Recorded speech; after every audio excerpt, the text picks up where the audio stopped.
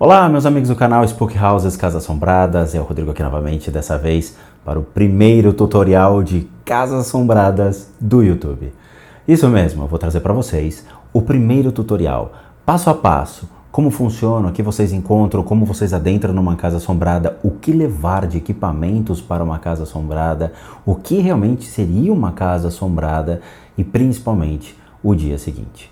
Bom, eu acho que todo mundo aqui já viu esses canais fantásticos que trazem aventureiros, principalmente nos Estados Unidos, aqueles Ghost Hunters da vida, onde você vê os caras cheios de equipamentos entrando e colocando câmeras, gravadores digitais e tudo mais. E o que realmente acontece? Alguns deles se machucam, naturalmente entram correndo, saem correndo das casas, outros aparecem com marcas estranhas no corpo e alguns, infelizmente, já faleceram. É fato isso. Mas eu vou explicar tudo o que acontece e eu acho que vai ser um tutorial muito legal. Então se preparem porque vocês vão aprender muita coisa legal a partir de agora.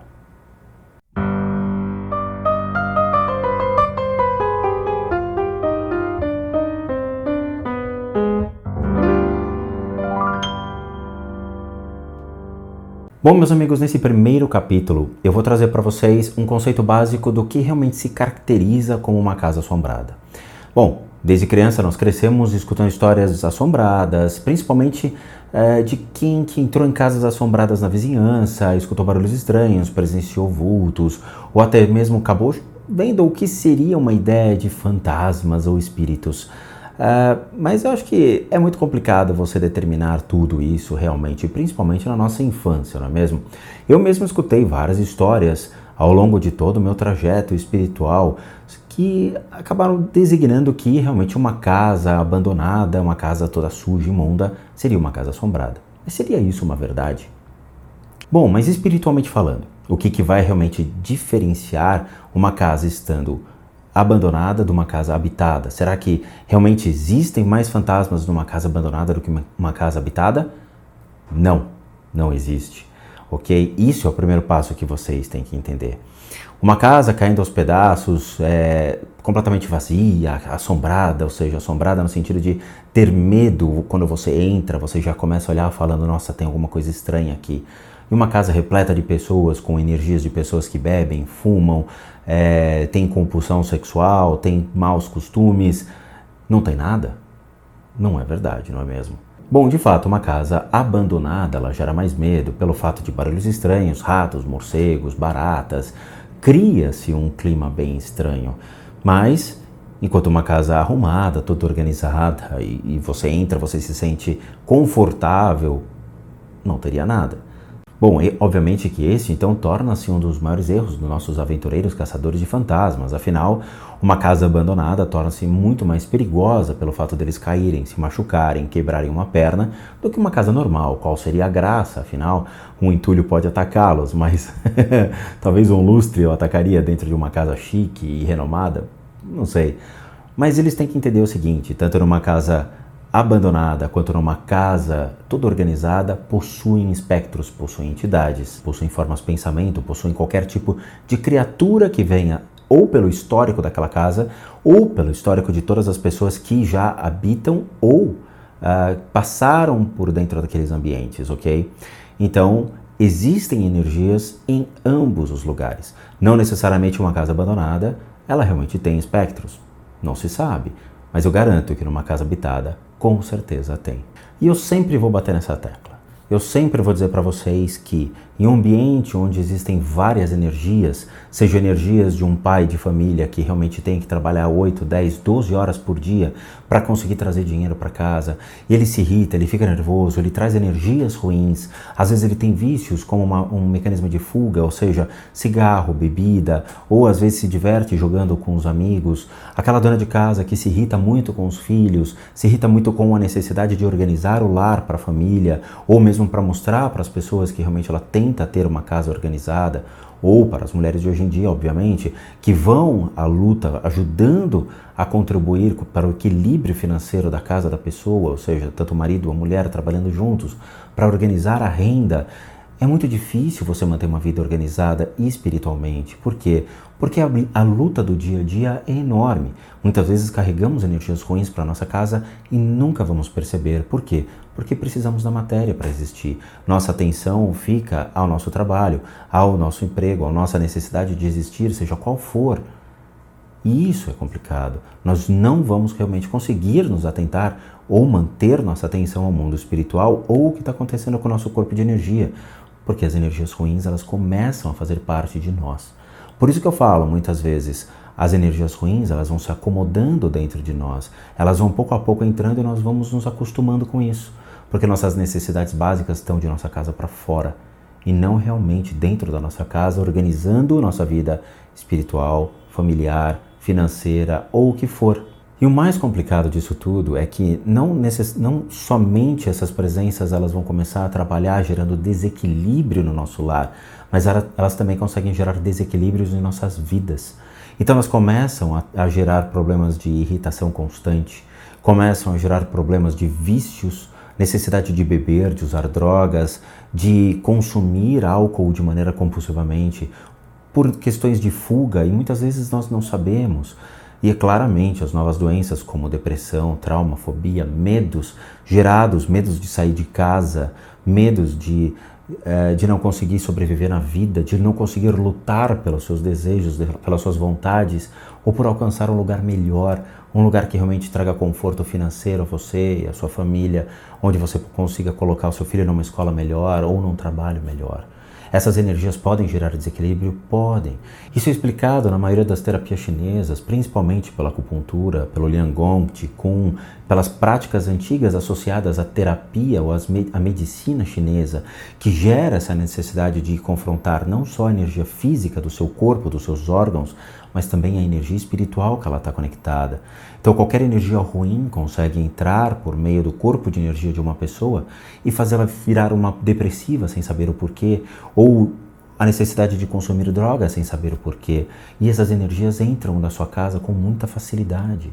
E agora como elas saem? Essa é a questão. E sabe o que é o pior? É que nós nunca realmente iremos notar algo desse tipo.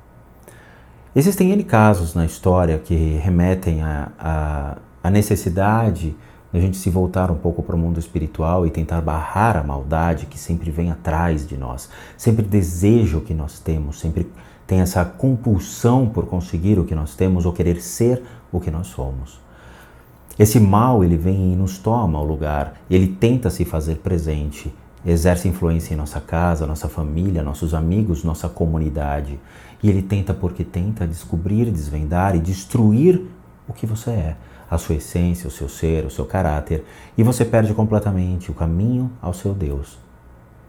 Isso é complicado, isso está constantemente entrando e saindo na sua casa. Casos interessantes, por exemplo, tem histórias muito curiosas, desde casos mais leves até o mais complicado. Eu, por exemplo, dentro das limpezas de casa aqui, eu sei que tem muitos fãs aqui que adoram esse playlist que eu coloquei no canal. Vocês mesmos verificam casos de desespero de famílias que realmente olham para mim e falam: cara, eu preciso de ajuda, me ajuda. E quando nós começamos a fazer a manifestação de energia, vocês escutam risada, gargalhadas, vocês escutam movimentação mais forte de energia. Você fala: que isso? De onde está isso? Isso é manifestação do mal não querendo sair da sua casa. E é verdade. Existem manifestações até mesmo no momento quando você ora. Quando você realmente está provocando essas energias ruins, expurgando a maldade se manifesta. Recentemente, eu até vou comentar isso com vocês, mas tem um rapaz que andou me procurando com relação aos áudios, questionando se realmente aquilo era verdade ou não, e eu dei carta branca para ele pegar todos os áudios dos meus vídeos, principalmente dos limpezas de casa, os EVPs, e pesquise. Ele ficou surpreso com as coisas que ele encontrou. Durante as orações ou durante a minha noite de sono, vocês escutam sons reais. Vocês escutam a manifestação do mal. Quando eu oro, eu expurgo a maldade. E essa maldade ela se faz presente, querendo dizer: eu não vou sair dessa casa. Eu quero estar nessa casa. Eu quero estar em você. Os casos mais, obviamente, extremos, um deles, por exemplo, aconteceu nos Estados Unidos, na Ocean Avenue, em Nova York. Foi em dezembro de 1975. Um casal chamado George e Caitlin Lutz, eles haviam comprado uma casa e eles não sabiam o que tinha lá. A casa, ela possuía uma energia negativa e, obviamente, as pessoas que comercializaram essa casa sabiam de históricos de assassinatos, de crimes cometidos nesse ambiente e ninguém avisou. Eles, escutando sons estranhos, batidas estranhas e manifestações, pediram por um padre ir lá benzer. E o padre foi, na primeira esguichada de água benta, e ele escutou uma voz dizendo: saia daqui.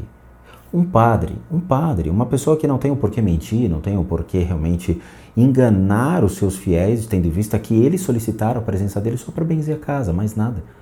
O padre nunca mais voltou e, obviamente, que aconteceu um acidente naquele lugar.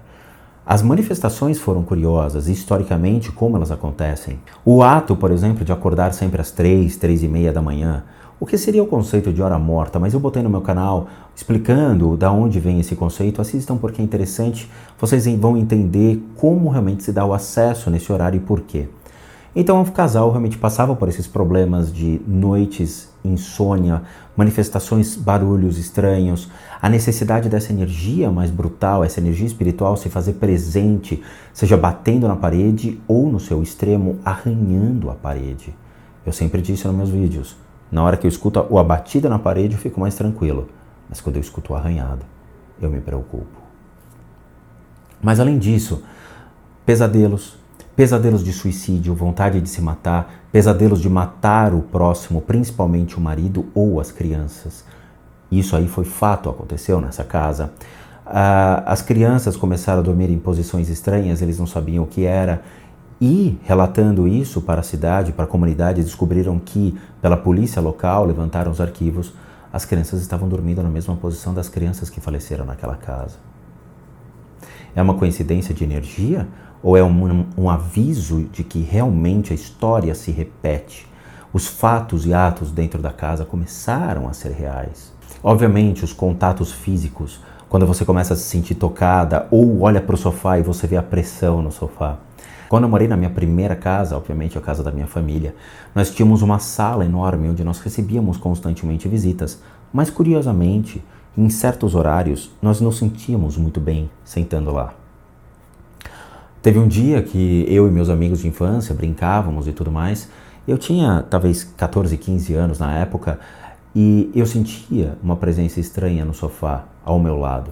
Uma hora as crianças olharam e o sofá ele tinha um relevo, como se alguém estivesse sentado realmente lá. Isso é fato. Isso é a manifestação máxima de uma entidade, quando ela começa a se fazer presente junto com o nosso mundo físico, se correlacionando, achando que realmente ela ainda existe. E isso pode acontecer na sua casa. E o extremo disso tudo, além, obviamente, das manifestações da presença física, é as marcas que isso pode gerar no nosso corpo, principalmente muitas marcas roxas, marcas de arranhado e o último, que seria a sangria. A sangria eu considero como o extremo da marca da presença de espíritos. Eu presenciei a sangria 2 vezes em mim. Isso é sério, não tenho por que mentir. Uma delas foi durante uma meditação que eu fiz, aos 21, 22 anos de idade, em uma casa onde eu morava. Durante o processo de meditação, eu senti um corte na minha perna. Engraçado, como um corte na sua perna, sendo que você está numa posição de lótus no chão. E aquilo sangrou e marcou durante meses a minha perna. E isso aconteceu também em uma outra casa, na qual eu voltei a fazer meditações mais intensas dos grandes mestres arhatics hindus. E durante uma manifestação de uma movimentação mais forte de energia, eu senti o corte, mas era muito estranho, parecia escamas passando pela minha perna. Na hora eu senti o corte, eu olhei e sangrava. Muito, mas muito. E levou meses para estancar isso. Eu chamo de sangria, mas é uma marca. Você foi marcado.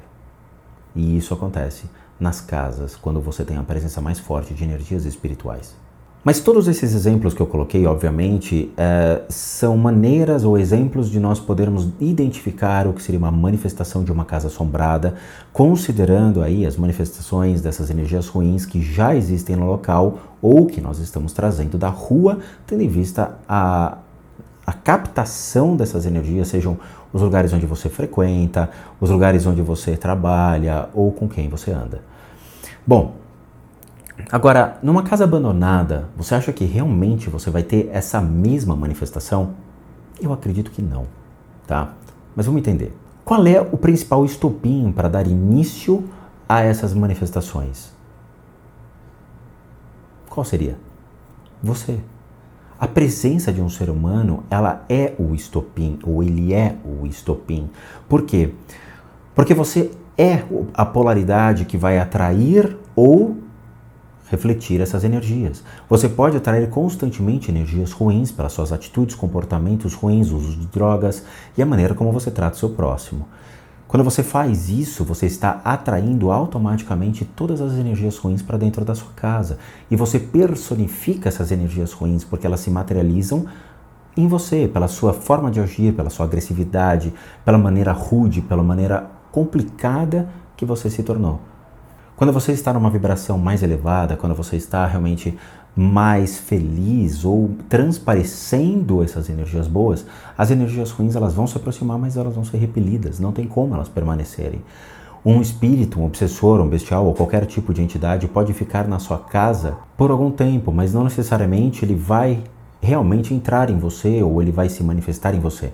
Ele vai ser reprimido, ele vai ser repelido constantemente por essa energia e ele vai ser expurgado.